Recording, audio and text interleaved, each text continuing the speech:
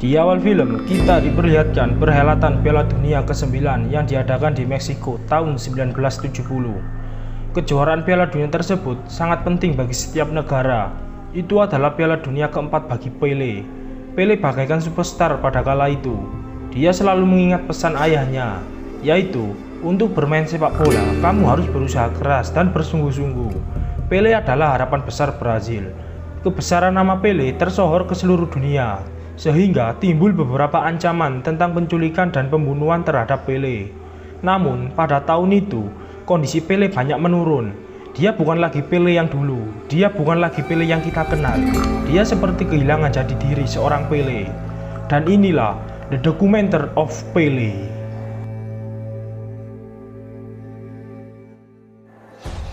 Film membawa kita flashback pada tahun 1940. Brazil adalah negara muda yang tak dikenal. Keluarga Pele adalah keluarga miskin yang tak punya apa-apa. Mereka miskin dan masih bekerja. Ayah Pele merupakan pesepak bola dalam negeri yang lumayan hebat, yang memiliki julukan Dodinho. Ketika masih kecil, Pele dikenal masyarakat sekitar dengan sebutan Putra Dedinho. Cita-cita Pele ialah mengikuti jejak ayahnya. Kala itu, Pele berpikir bahwa ayahnya adalah pemain terhebat di dunia. Ketika sehabis pulang sekolah, Pele selalu bermain sepak bola dengan teman-temannya. Pele merupakan anak yang sangat nakal dan sulit diatur. Namun, dia sangat suka membantu orang lain.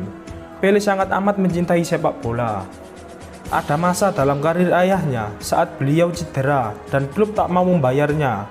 Pele berpikir bagaimana harus membantu keuangan keluarganya. Jadi, dia mengisi waktu luangnya dan bekerja sebagai pesalon sepatu jalanan. Pada kala itu, Pele tak pernah berpikir akan menjadi pesepak bola terkenal. Latar belakang yang selama ini ia alami membuatnya merasa nyaman dan senang.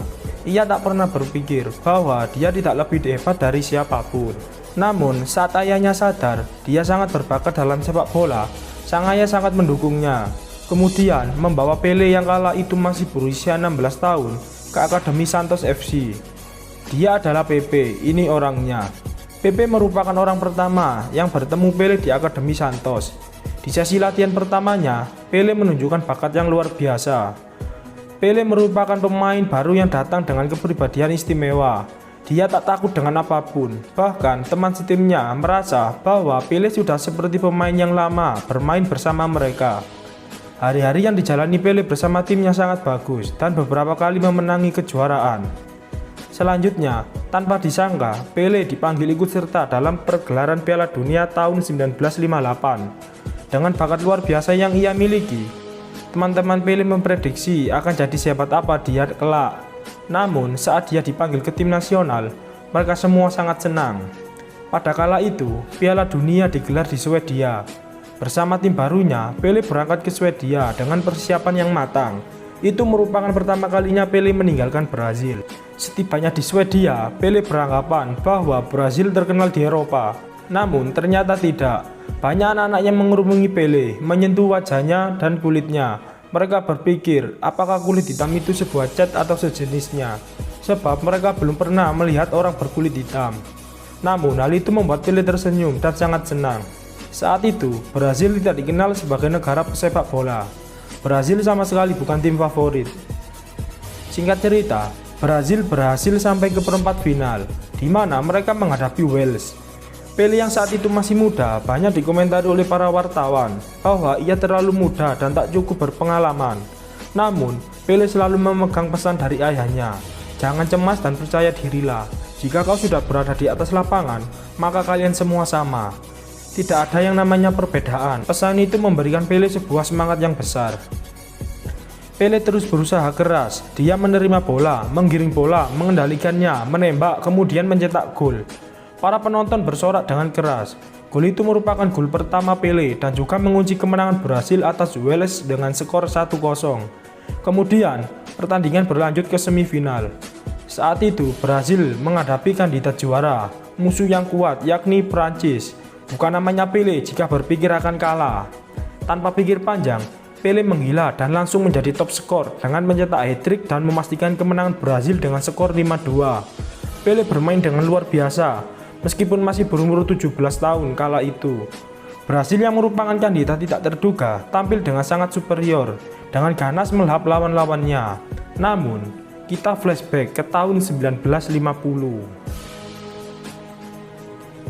Kejadian seperti itu sama persis dengan yang terjadi pada tahun itu, yang dimana kejuaraan Piala Dunia kala itu diadakan di Brazil. Ada harapan bahwa Brazil dapat dikenal dunia melalui sepak bola.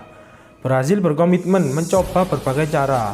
Brazil yang di awal-awal tampil sangat superior sampai final, tanpa diduga kandas di tangan Uruguay dengan skor 2-1. Para pendukung sangat terpukul akan hal itu. Kala itu, Brazil mendapat julukan sebagai anjing kampung. Bahkan, ayah Pele tidak dapat menahan rasa sedihnya. Namun, Pele yang kala itu masih kecil, berjanji pada ayahnya, dia akan memenangkan Piala Dunia untuk sang ayah. Cerita kembali ke tahun 1958 saat ini. Pertandingan final pun dimulai. Brazil melawan tuan rumah Swedia. Gemuruh suasana di stadion sangat amat terasa. Bagaimana tidak? Ini adalah pertandingan penentu siapa yang akan menjadi juara dunia dan siapa yang akan tercatat dalam sejarah. Swedia berhasil membuka kedudukan dengan skor 1-0. Apakah kejadian ini akan terulang lagi? Namun, Pele membuktikan kepada dunia bahwa Brazil masih belum habis. Dengan semangatnya yang luar biasa, dia berhasil menyamakan kedudukan menjadi seimbang. Kemudian, lagi-lagi dia mencetak gol dan membuat kedudukan berbalik. Brazil pun menutup kemenangan dengan skor 5-2. Itu seperti mimpi. Mereka semua tidak menyangka atas semua kejadian yang telah mereka lakukan. Seluruh stadion bergemuruh akan sorak ria para pendukung. Brazil pulang dengan membawa gelar dunia. Sesampainya di Brazil, para masyarakat berkumpul, melompat dan berteriak untuk merayakan kemenangan Brazil dan menyambut para pemain terhebat mereka. Brazil yang kala itu dianggap anjing kampung berhasil menyabet gelar juara dunia. Semenjak kemenangan itu, banyak gadis yang menginginkan Pele menjadi pacarnya. Kalau gue jadi Pele, ya sikat John, sikat-sikat. Karisma yang dimiliki Pele membuatnya menjadi idola yang berkualitas. Kala itu, semua masyarakat Brazil ingin menjadi sosok Pele. Statusnya terus naik, bocah yang dulu menjadi pesalon sepatu jalanan, kini menjadi orang yang paling terkenal. Dia menjadi simbol perdamaian Brazil oleh orang-orang kulit hitam, putih, dan ras campuran lainnya. Dia adalah sosok yang paling menginspirasi yang dimiliki Brazil, itulah Pele. Selanjutnya, banyak masyarakat yang ingin tahu tentang Pele. Hal itu membuat Pele sulit beradaptasi. Dia masih sangat muda untuk menghadapi itu semua. Sebelum Pele tiba, Santos FC adalah klub kecil. Pele membawa Santos ke jenjang yang lebih tinggi. Santos merupakan tim yang hebat kala itu. Bahkan mereka sampai berkeliling dunia mencari gelar juara. Dengan bakat yang dimiliki Pele, membuat dunia tahu siapa itu sosok Pele. Saat ini usia Pele sudah 21 tahun dan dia sudah mencetak 355 gol dan berhasil membawa Santos menjadi juara dunia antar klub. Selanjutnya kita diperlihatkan perhelatan Piala Dunia tahun 1962 yang digelar di negara Chili. Brazil berharap banyak pada Pele. Singkat cerita, Brazil pun akhirnya sampai ke final. Kala itu berhasil menghadapi Cekoslowakia. Laga itu imbang dengan skor 0-0, namun Pele cedera. Pele masih muda, dia tidak pernah mengalami cedera separah ini. Para pendukung berharap Pele cepat sembuh dan kembali bermain.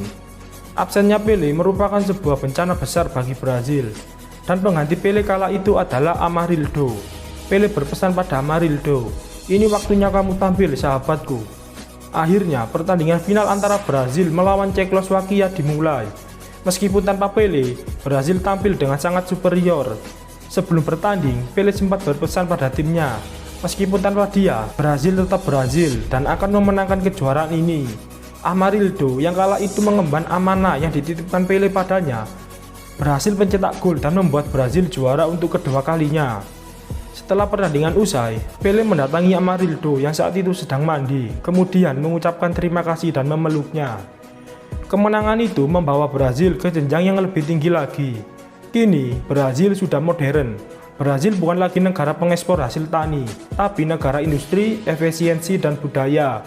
Prestasi yang didapatkan Pele membuat Pele bukan hanya menjadi seorang pemain terhebat dunia, melainkan juga seorang aktris. Ia sering bermain di beberapa film. Dia merupakan idola, namanya dikenal ke seluruh dunia. Berkat Pele, Brazil tidak perlu lagi melihat Inggris, Jerman, Prancis, atau Italia. Karena jika tentang sepak bola, Brazil lebih hebat dari mereka semua. Brazil dikenal dunia karena sepak bola. Namun, suatu tak terduga terjadi, tepatnya pada tahun 1964. Terjadi sebuah tragedi kudeta di bawah arahan Jenderal Franco atau sejenisnya, saya lupa. Para personil militer memberontak. Menurut dugaan, Brazil akan diambil alih oleh komunis.